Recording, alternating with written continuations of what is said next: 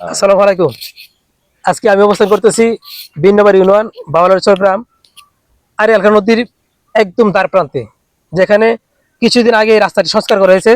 আজকে অল্প কয়েকদিন নাগাদ বৃষ্টির কারণে এই রাস্তাটি একদম ধসে পড়েছে।